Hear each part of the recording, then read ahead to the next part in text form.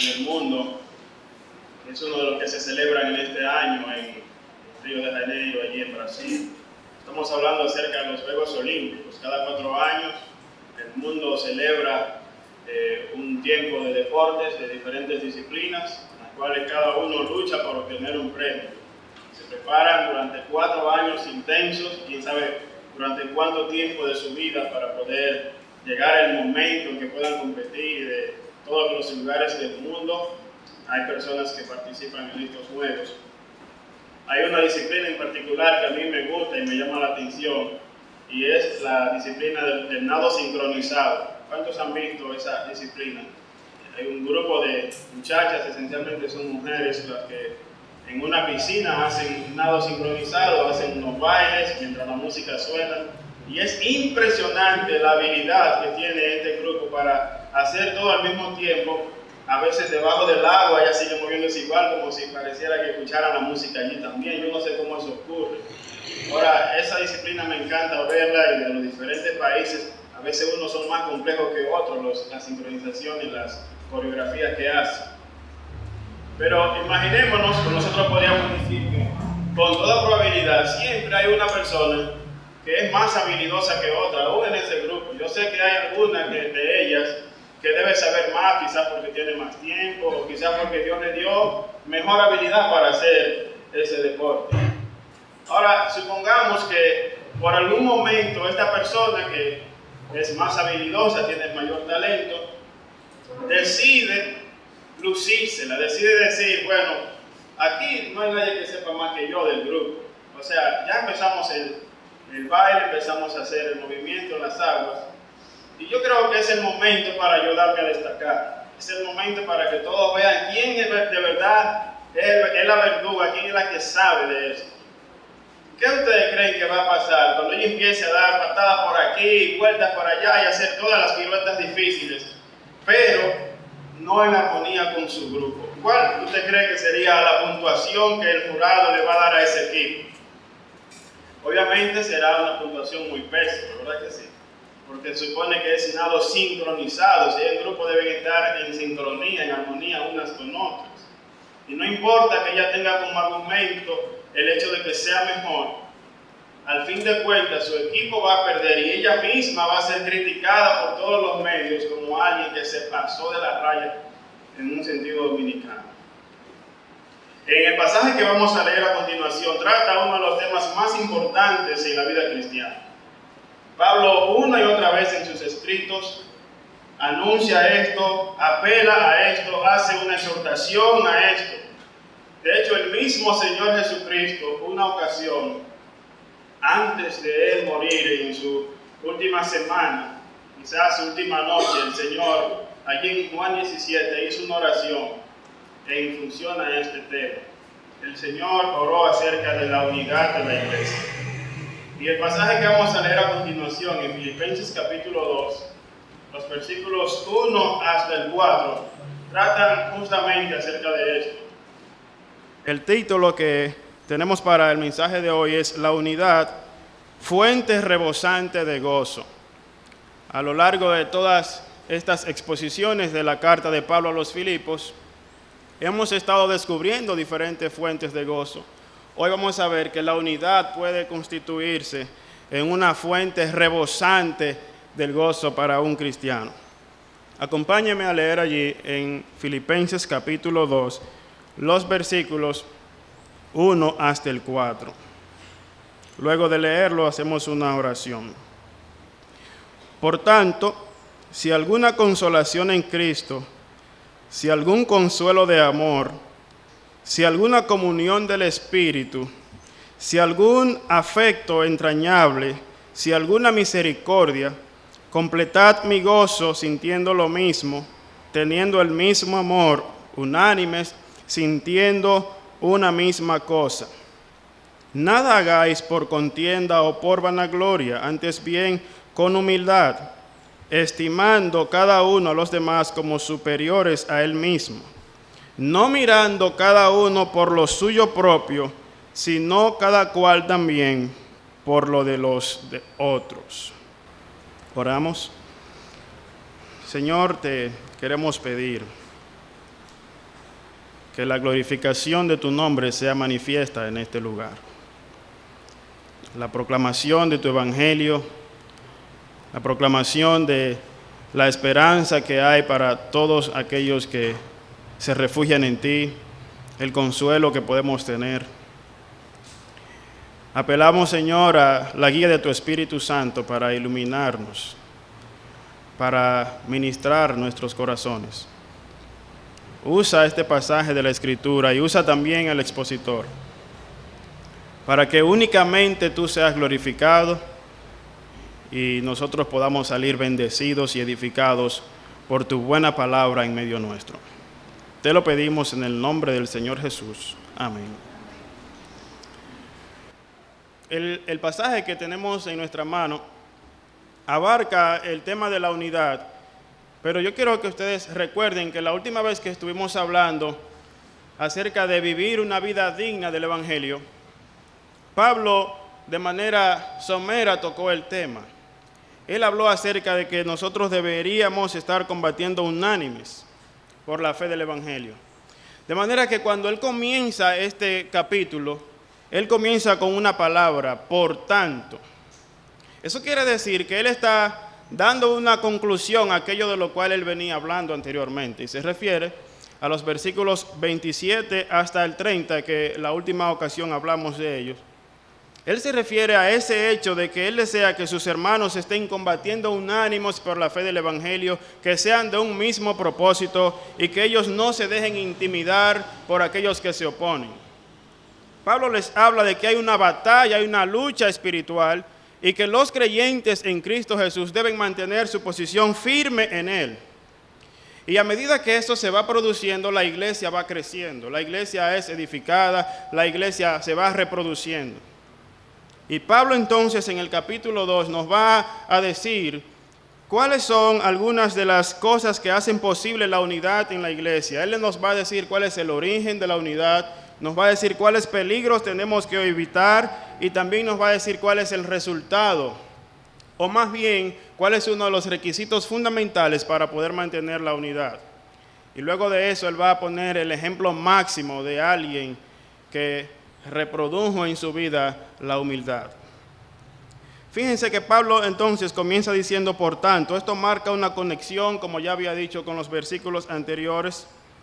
Esto también indica que el autor ha llegado a una conclusión en la cual él va a dar una aplicación práctica teológica de la verdad antes mencionada. En el capítulo 1, versículo 27 hasta el 30, Pablo habló de la unidad como el hecho de tener unidad en propósito, de luchar juntos por la fe del Evangelio. Allí el tema de la unidad era prácticamente solamente mencionado, introducido. Pero en este pasaje que tenemos en el frente, Pablo ahora explica el tema de la unidad. Pablo además nos detalla este tema. Pablo nos dice más ampliamente, como en el versículo anterior menciona la unidad como si fuese una semilla, ahora lo presenta como un fruto, como un árbol que ha dado su fruto. En los versículos 1 y 2 es importante señalar que Pablo explica en qué consiste la unidad y también nos dice en qué desencadena la unidad en los versículos 3 y 4. Obviamente no veremos hoy esto, pero cabe mencionar que en los versículos 5 hasta el 8, Pablo nos da el ejemplo máximo de humildad. Luego el Señor nos va a decir en los versículos 9 hasta el 11, ¿cuáles son los resultados de la humildad de Jesucristo? Vamos a entrar en detalle entonces ahora a estudiar en consideración cada parte de los versículos que hemos leído. El versículo 1 dice, por tanto, si alguna consolación en Cristo. Tenemos que mencionar que Pablo apela a 4 cualidades que posee todo cristiano genuino. En primer lugar, ellos han sido consolados en Cristo. Cuando él dice, si hay alguna consolación en Cristo, él no está diciendo un sí de duda o de quizás es posible que esté. Él está hablando de algo que es muy cierto. De hecho, los eruditos, los mejores estudiosos del griego, dicen que esto debió traducirse de mejor manera diciendo, ya que hay alguna consolación en Cristo, debido a que hay un consuelo de amor afirmando estas cosas.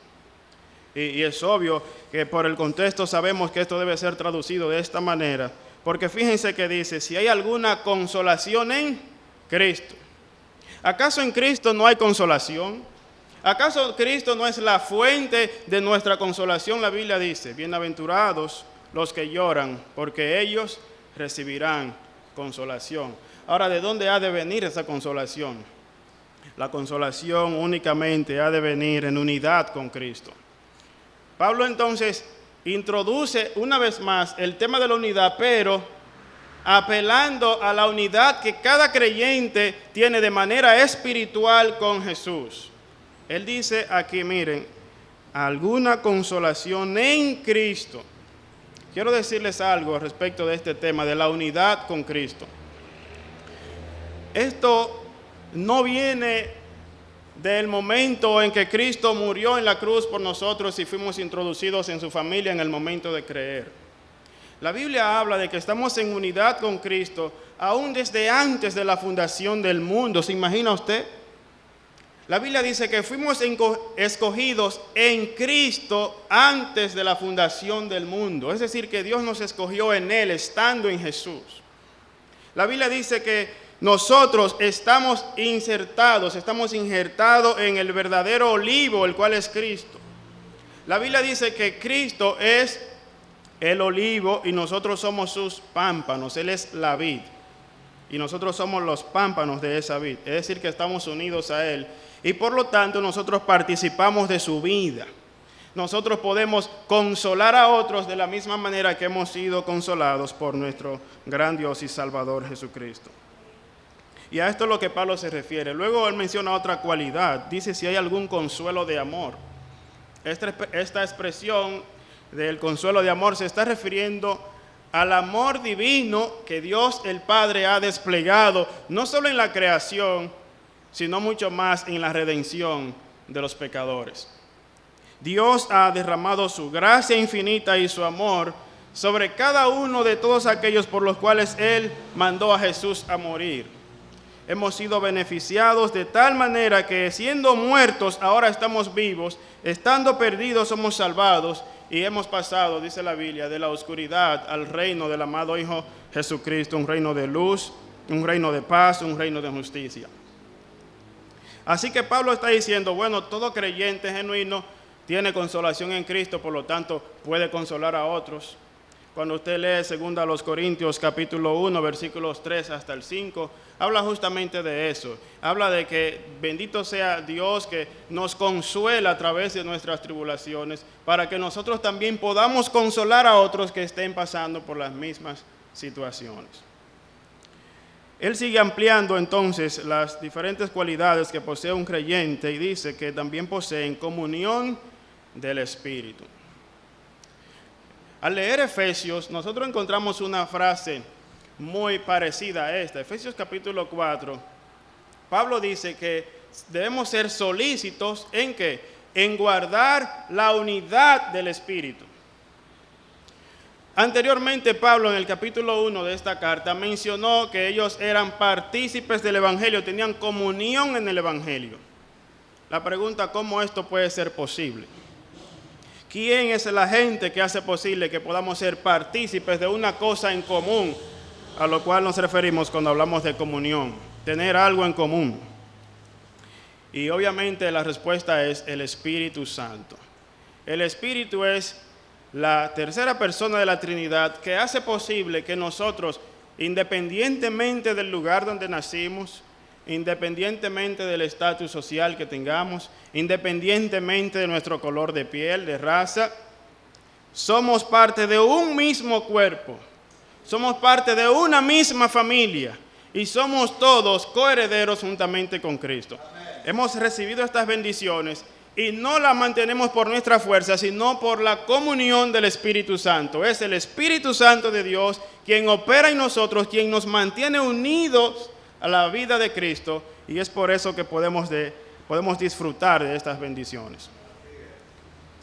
Fíjese entonces cómo Pablo va hablando de cada uno de los detalles del Evangelio mismo aplicados a la vida de un ser humano que ha sido regenerado. Luego él habla de un afecto entrañable y también de una misericordia. Cuando él habla de afecto entrañable, nosotros pudiéramos hablar de tener un corazón tierno. Él se refiere a que el creyente, en vista de que ha observado y ha experimentado la obra de Dios transformándolo, y la obra de Dios salvándolo, la obra de Dios que lo va cambiando día a día hasta ser conformado a la imagen de Jesús.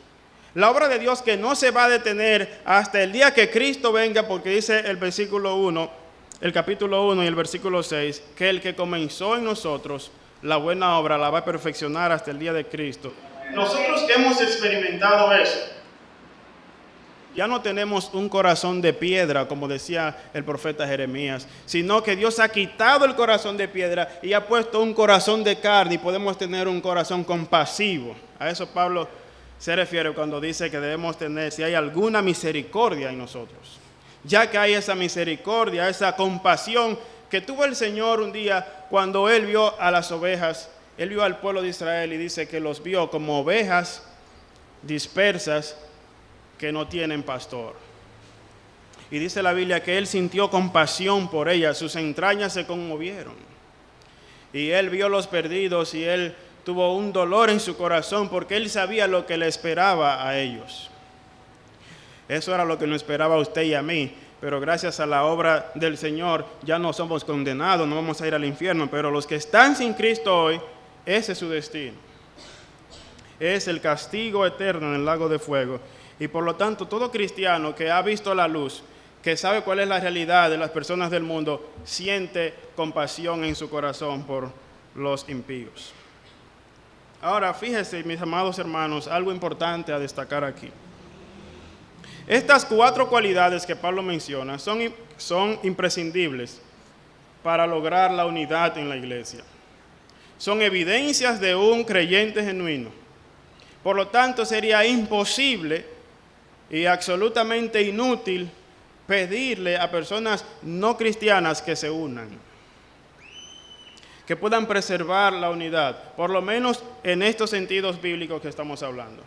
Por eso Pablo está claro con lo que él está diciendo. Yo sé que ustedes tienen consuelo en Cristo, que tienen consuelo de amor y que hay comunión en el Espíritu Santo, que tienen afecto entrañable y esa misericordia. En vista de eso, entonces, Pablo les hace una exhortación como un ruego de su propio corazón. Esta iglesia, cabe mencionar, que es de las pocas iglesias en el Nuevo Testamento, iglesias fructíferas, iglesias que no tenían muchísimos problemas como otras iglesias, Gálatas, Corintios, por ejemplo. Son de las iglesias que no se menciona mucho de sus defectos y problemas o doctrinales o algún problema de práctica que tuvieran algunos. De hecho, es de las pocas iglesias de la cual Pablo no solamente daba gracias, sino que envió una carta de agradecimiento por lo que ellos hacían por él. Era una iglesia ejemplar porque ellos habían comprometido con Pablo no solamente en darle ofrenda, ellos oraban por Pablo y también enviaban personas para que ayudaran a Pablo en su necesidad, como es el caso de Epafrodito, que fue enviado por ellos para él ministrar en las necesidades de Pablo. Así que es una tremenda iglesia, ¿sí o no? Es una iglesia que ha visto el obrar de Dios al punto de que no había ninguna iglesia, ni siquiera una sinagoga en Filipos. Y ellos vieron cómo Dios levantó una obra con una mujer llamada Lidia, que creyó en el Señor, y un carcelero que también puso su fe en Cristo, y vieron crecer cada vez más la obra de Dios en medio de ellos. Y sentían tanto agradecimiento por Pablo que de esta manera se comprometieron con él. Además, aparte de hacer cosas por Pablo mismo, ellos hicieron cosas por el mismo evangelio. Dice Pablo que ellos también estaban en la defensa del evangelio. Es decir, que eran creyentes que estaban en la brecha, estaban en el frente, daban todo por la causa de Jesús. Y esta iglesia a la que Pablo les advierte del problema de las divisiones. Y por eso él trata el tema de la unidad. Porque como dijo William Barclay, cuando una iglesia está creciendo, cuando una iglesia está madurando, cuando están los ánimos arriba, es cuando existe el mayor peligro de la división. Es allí cuando algunos empiezan a tirar por su lado y dicen, ¿y por qué no hacemos la cosa de esta manera? ¿Y por qué no ponemos a fulano? ¿Y por qué no me ponen a mí? ¿Y por qué no hacemos la cosa así? Y entonces allí Satanás aprovecha para lograr hacer fisuras que, por simple que sean, si no se corrigen, pueden terminar en una división de la iglesia y pueden terminar en un pecado, porque es una deshonra al Dios que ha querido que su iglesia permanezca unida. Y sería atentar contra la misma palabra del Señor, el mismo deseo de nuestro Salvador, que todo el mundo sabe que las últimas palabras de una persona antes de morir son las palabras más importantes que puede decir. Imagínense en cuánto importante fue esta oración de Jesús cuando dijo, Padre, que aquellos que tú me diste sean uno como tú, oh Padre, y yo. Que ellos puedan mantenerse unidos. Por lo tanto, Pablo sabía de un problema que existía allí en Filipos. El problema de Evodia y de Síntique. Era una iglesia excelente, eran gente muy buena, pero había un problema allí. Cualquiera pudiera dejar eso pasar por desapercibido. Pero Pablo sabía el peligro de esto. Amado hermano, amada hermana que estás aquí, nosotros debemos responder de la misma manera. Debemos estar tan atentos a ciertas situaciones que pueden provocar división en la iglesia, así como uno saldría corriendo si viera un fuego gigantesco que está destruyendo nuestra propia casa. Así de peligroso puede ser una división en una iglesia, que puede comenzar con 2 personas, pero el asunto es que eso no se queda ahí. El asunto es que eso avanza hasta que agarra un grupo, y un grupo son de Pablo, y un grupo son de Apolos, y un grupo son de Cefas. Y entonces, eso es una evidencia muy clara de inmadurez, porque la unidad es una evidencia de madurez. ¿Cómo sabemos que una iglesia está madurando? Cuando está unida. ¿Cómo sabemos que la iglesia está en problemas de niñez espiritual? Cuando cada uno está hablando por su lado. O algunos dicen, no, porque yo soy de Josué, no, porque yo soy de Mengano y de Sultano. Eso es inmadurez. Ahora, ¿cómo hemos crecido? Pablo nos va a ayudar a esto. Él dice, miren, amados, yo quiero que ustedes completen mi gozo sintiendo una misma cosa. ¿Acaso Pablo no se sentía gozoso por lo que esos hermanos hicieron por él? Obviamente que sí. Él dice que se sentía gozoso por ello y oraba con gozo por todos sus hermanos. Había gozo en su corazón. Ahora, su gozo no estaba completo ni rebosante. ¿Saben por qué? Por el problema que existía en la iglesia de 2 personas que no estaban de acuerdo. Y esto representa en muchas ocasiones el sentir de un pastor, el sentir de un misionero, de un ministro cualquiera del Señor que está trabajando en una obra. Él está gozoso porque Dios le llevó allí, está gozoso porque vio almas pasar de muerte a vida, está gozoso porque está creciendo el grupo. Pero su gozo no es completo cuando él sabe que allí hay personas que están en división. Y Pablo dice, yo quiero que ustedes hagan mi gozo rebosante haciendo esto. Tengan todos un mismo sentir, sintiendo todos lo mismo. Esta expresión quiere decir que tengan todos un interés en común, que tengan todos una misma mente. ¿Y cómo es posible que nosotros podamos tener la misma mente? ¿Acaso yo puedo pensar lo que usted está pensando? Obviamente no. La frase muy conocida, cada cabeza es un mundo, es cierto. Pero Pablo está hablando de lo que él anteriormente dijo. ¿Cómo estamos nosotros en Cristo? ¿Separados o estamos unidos? Estamos unidos. Y tenemos la comunión del Espíritu Santo. Tenemos la mente de Cristo. Y podemos pensar todos la misma cosa. La Biblia es la mente de Cristo. ¿Usted quiere saber cómo Cristo piensa? Lea la Biblia. Pablo dice que Dios nos ha dado la mente de Cristo y podemos nosotros pensar de la misma forma. Si todos estamos en armonía con la comunión que el Espíritu ha logrado a través de su palabra. Ahora, en esto tenemos que ser solícitos. En estudiar las Escrituras, en creer el conjunto de doctrinas que la iglesia ha creído a través de los siglos, de la sana doctrina. Y puede ser que algunos tengamos ciertas diferencias con algunos puntos secundarios de la doctrina.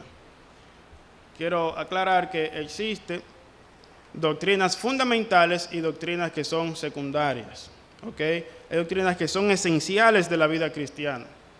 Yo no puedo negociar jamás la resurrección de Cristo y que habrá una resurrección corporal de aquellos que han creído en Cristo. Eso es una doctrina fundamental del cristianismo, al punto que Pablo dice que si Cristo no resucitó de los muertos, nuestra fe es vana. Por lo tanto, si alguien viene y me dice a mí, no, porque eso de la resurrección, eso es un mito, bueno, ya con ese no pensamos ni cerca de la misma manera. Yo con ese no puedo tener unidad. De hecho, Pablo dice que el que habla de la resurrección del Señor, como que ya algo, que eso se efectuó de la resurrección de los creyentes, entonces es un incrédulo, dice Pablo en su carta a Timoteo.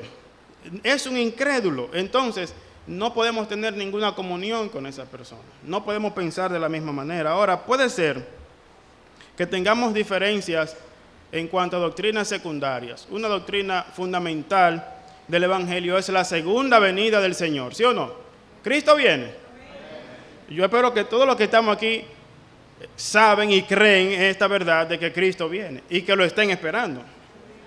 Yo lo estoy esperando. Para mí Cristo viene hoy. Si viene hoy el Señor. Amén. El Señor viene hoy. ¿Cómo me encantaría verle? El Señor no viene mañana. Nadie llega a vivir mañana. Él vendrá hoy. Y a la luz de esa perspectiva debemos vivir nuestra vida. Cristo viene hoy. ¿Estás preparado? ¿Cómo te va a encontrar el Señor? Esa es una doctrina fundamental. Ahora, una doctrina que es secundaria es ¿cuándo va a venir el Señor? Vieron, y en esto podemos tener algún desacuerdo, porque algunos pueden decir, no, el Señor va a venir antes de la tribulación. Ok. Algunos dicen, el Señor va a venir a mediados de la tribulación. Ok. Algunos dicen, el Señor va a venir después de la tribulación. Si antes, en el medio, después, eso no es lo importante es que Él viene. Y si en eso podemos estar de acuerdo, entonces tenemos que ser de un mismo pensamiento. El Señor viene y le estamos esperando. A esto es lo que Pablo se refiere. Y yo no debo en una iglesia crear una división simplemente porque mi hermano que se sienta a mi lado o quizás el pastor de la iglesia cree diferente a mí y enseña algo diferente a lo que yo pienso en cuanto a la venida del Señor. Eso no es razón para yo empezar a meter cizaña dentro del pueblo de Cristo para dividir la iglesia. Y decir, oye, tú escuchaste lo que estaba enseñando Josué, de que el Señor viene en el medio de la tribulación, pero qué payasada, si está muy claro en la Biblia. Y así empieza a buscar gente que le hagan caso y eso va creando problemas. Al punto en que ya tenemos dos grupos, los que se van a la mitad y los que se van, yo no sé, cuando crea Él. Y entonces eso es un peligro gravísimo, mis hermanos, que tenemos que evitarlo. Tenemos que evitarlo a toda costa. Ahora, Pablo sigue ampliando su pensamiento de cómo nosotros podemos preservar la unidad, diciendo que tenemos que tener un mismo amor. Teniendo todos un mismo amor. Es decir, que tenemos que mostrar el mismo amor que el Señor nos mostró a nosotros. Nosotros tenemos que hacer evidente que nosotros hemos sido amados por el Señor. La Biblia dice que siendo aún pecadores, Cristo murió por nosotros. Y si Él murió por nosotros, siendo aún pecadores, ¿cómo yo no puedo amar a mi hermano por quien Cristo murió? ¿Cómo yo me atrevo a tener un desacuerdo tal con mi hermano que yo estoy dispuesto a separarme de él, a no hablarle, a crear un problema en la iglesia simplemente porque yo no entiendo la obra que Dios ha hecho en mi vida y ha hecho en mi hermano? Eso es peligroso y eso también debe ponérsele mucha atención. Tenemos que tener, dice Pablo, debemos tener el mismo amor y debemos ser unánimes sintiendo una misma cosa. Pablo habla aquí acerca de trabajar juntos con el fin de alcanzar el mismo objetivo. Puede ser que con el fin de alcanzar el mismo objetivo, algunos piensen de una forma cómo lograrlo y algunos de otras. Y para eso Dios, en su sabiduría inmensa, ha dejado las Escrituras y ha dejado a hombres fieles que son capaces de enseñar también a otros Y Dios ha puesto visión en ellos, que son nuestros líderes espirituales, en este caso los pastores, para decirnos cómo va a ser la manera en que va a conducirse la iglesia, porque a ellos es a quienes Dios le da la visión de cómo Él desea que su iglesia marche. Y puede ser que yo no esté de acuerdo en la forma, pero yo tengo que hacer algo y se puede constituir en un pecado si no obedezco, porque la Biblia dice que tenemos que someternos a nuestros pastores para que ellos hagan el trabajo de manera alegre, dice la Biblia. Y no creemos problemas en la iglesia. Puede ser que yo no esté de acuerdo en la forma, pero yo tengo que someterme a esa manera. ¿Cuántos quizás en la disciplina del nado sincronizado, cuántos dirían, bueno, yo creo que esa vuelta no me parece bien? Sí, pero el entrenador dice que esa es la vuelta que va. Y hay que esforzarse por hacerlo de esa manera. Ustedes se imaginan que ahora como banda nosotros empezamos a tocar y de momento yo digo, déjame poner esta nota aquí, pero esa nota no va.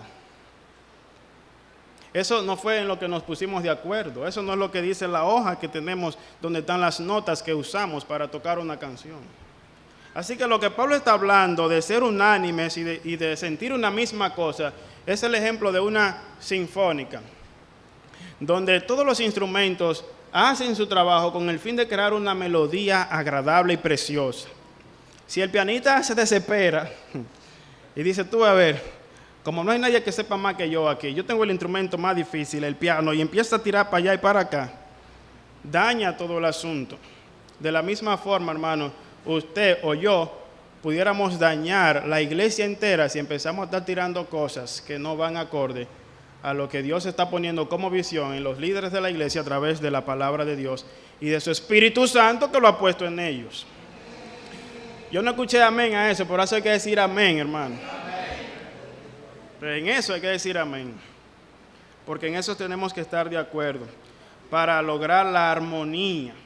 En la música es muy importante la armonía, porque si usted está en re y de momento se le ocurre tirar una nota que no encaja con la armadura, usted hace un desastre.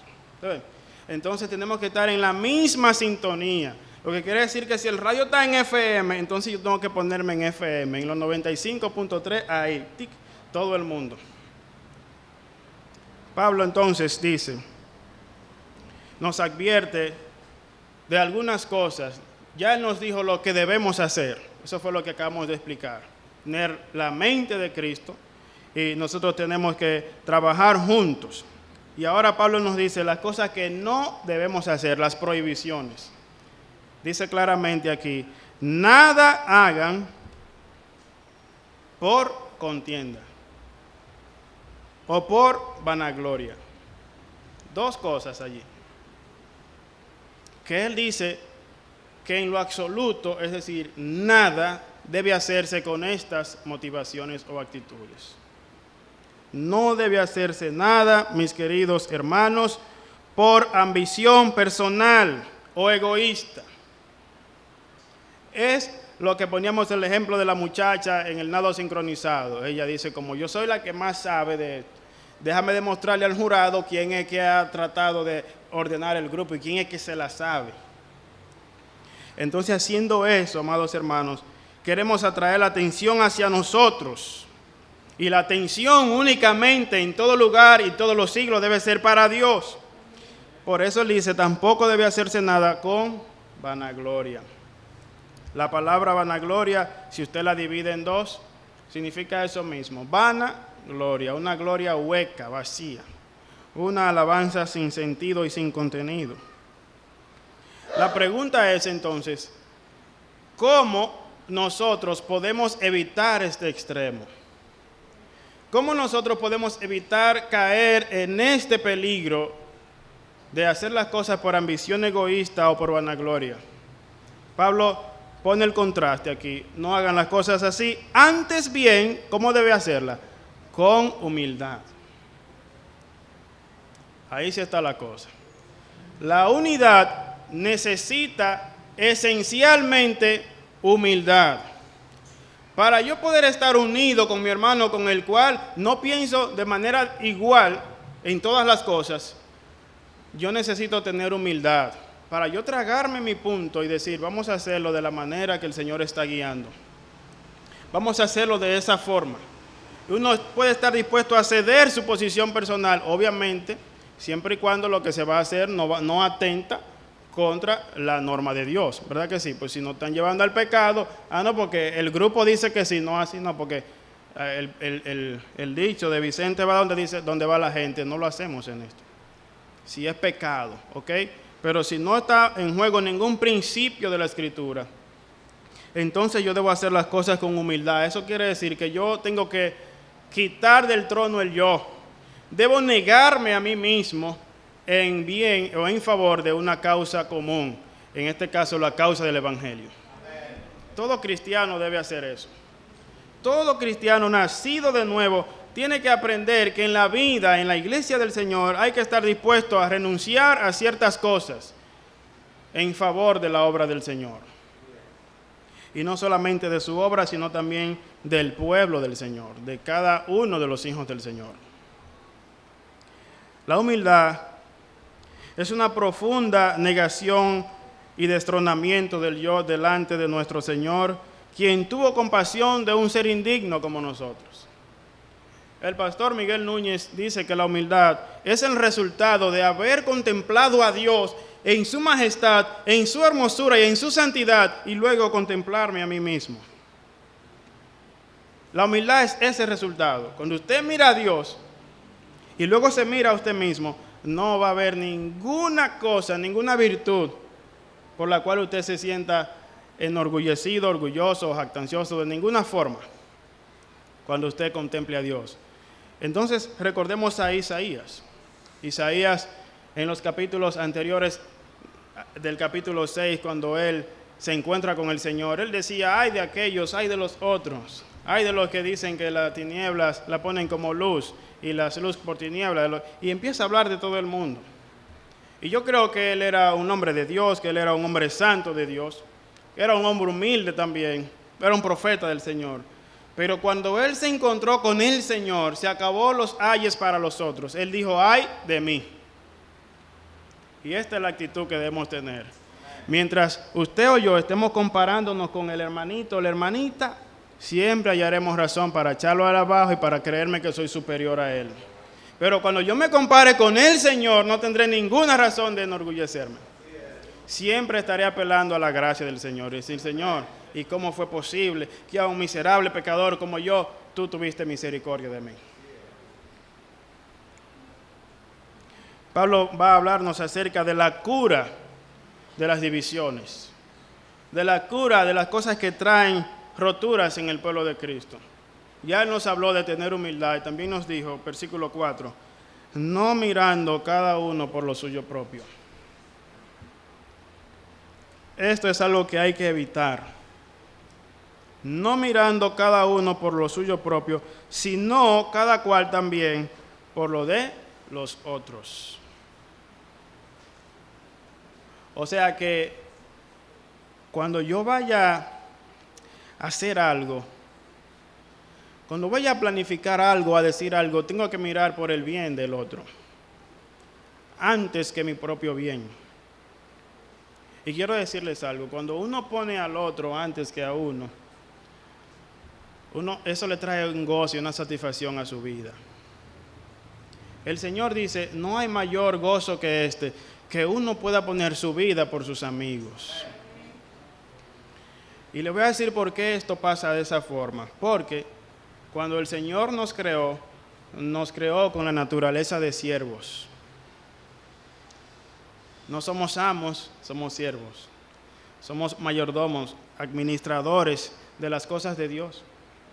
Y entonces cuando yo me creo que las cosas son mías y que los demás están para servirme a mí, vivo una vida muy triste, una vida muy deprimida, una vida con muchos trastornos. ¿Acaso no es esa la vida que viven todos los millonarios del mundo que creen que el mundo está hecho para ellos? Pueden tener todo el dinero del mundo y todas las cosas lindas que cualquiera pudiera desear. Pero cuando usted va a su corazón, va a encontrar a una persona insatisfecha, insegura, infeliz. Y si no tiene a Cristo, perdido, que es la mayor de todas las desgracias. Así que mi querido hermano, nosotros tenemos que poner los intereses del otro por encima de los nuestros. Y yo no tengo que sentirme mal cuando a mi hermano lo han promovido. Cuando Dios en su gracia le ha permitido a mi hermana o a mi hermano tener una posición que quizás a mí me gustaría haber tenido. Todo lo contrario. Si yo pudiera hacer algo o debiera hacer algo para que él lo logre, tengo que hacerlo. Para que él logre eso que Dios lo está llamando. Y si Dios se lo da, no tengo por qué sentirme el menos, ni tampoco tengo que tratar de serrucharle el palo al hermano, como en Argentina dicen serrucharle el piso, como los muñequitos. Aquí decimos serruchar el palo. Para desacreditar a ese hermano y que entonces quede yo como el mejor, como el bueno. Pablo dice, eso no es considerar a los demás como superiores a uno mismo. Pablo dice eso en el versículo 3, pero fíjense que él lo dice de manera positiva. Él dice, consideren a los demás como superiores. Él no dice, considérate como inferior, aunque la idea esté implícita. Pero él lo que dice es que uno no debe tener más alto concepto de sí que el que debe tener, sino que piense de sí con cordura, ¿verdad? Y en la misma medida yo tengo que considerar al otro como el objeto de mi servicio. No como el objeto que debe servirme a mí, sino que yo debo considerarlo como alguien a quien servir. Esto no quiere decir que, por ejemplo, si usted es un mecánico y un plomero viene y le quiere dar una opinión sobre cómo arreglar la transmisión de un carro, usted va a considerar lo que él es mejor que usted en eso, ¿no? Porque cada quien tiene su área, ¿sí o no? Cada pez tiene su agua. No es en eso que yo lo voy a considerar superior, porque imagínense que usted ponga al plomero a arreglar la transmisión. No pase el primer cambio porque usted sabe lo que va a pasar. Igual que un médico ponga, qué sé yo, al arquitecto a operar a una gente. Bueno, como tú sabes mucho de plano, no, pero eso no es lo mismo. No es en eso que lo consideramos igual, es superiores. Es en el sentido de que yo debo entender que ese hermano posee un don que Dios le ha dado y que puede ministrarme a mí. Él puede tener una mayor idea de las cosas que Dios ha estado ministrándole a él. Por ejemplo, yo puedo considerar a un maestro de las Escrituras superior a mí porque puedo aprender de él lo que Dios nos está enseñando. Y de cualquier hermano en la fe, porque Dios a cada uno le revela cosas de manera particular a través de las Escrituras. Y en esto nuevamente explico, mis amados hermanos, debemos tener unidad y esa debe ser la actitud que todos debemos tener.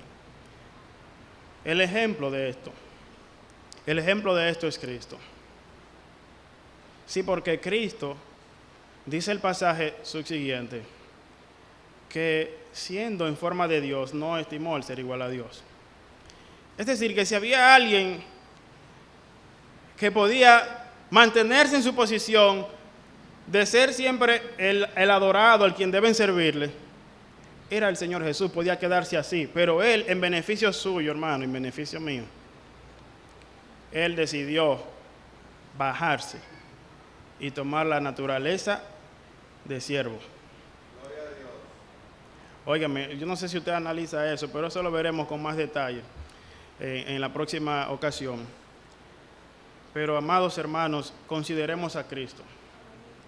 Cada vez que yo sienta la tentación de criticar a mi hermano o de disentir con él por algo que no estamos de acuerdo, piensa en Cristo. Ningún pecador estaba de acuerdo con él, ninguno. Y él decidió bajar del cielo, tomar forma humana y morir por los pecadores. Hasta ese punto, Pablo nos va a explicar después que debemos llevar nuestra humildad. Mientras tanto, amados hermanos, cuidémonos de estos peligros y hagamos las cosas que Pablo nos dice. Seamos de una misma mente, alimentémonos de Dios, de su palabra y busquemos el mismo objetivo. Seamos sumisos a lo que Dios nos está guiando a través de nuestros líderes espirituales. Vamos a dar gracias a Dios en esta mañana.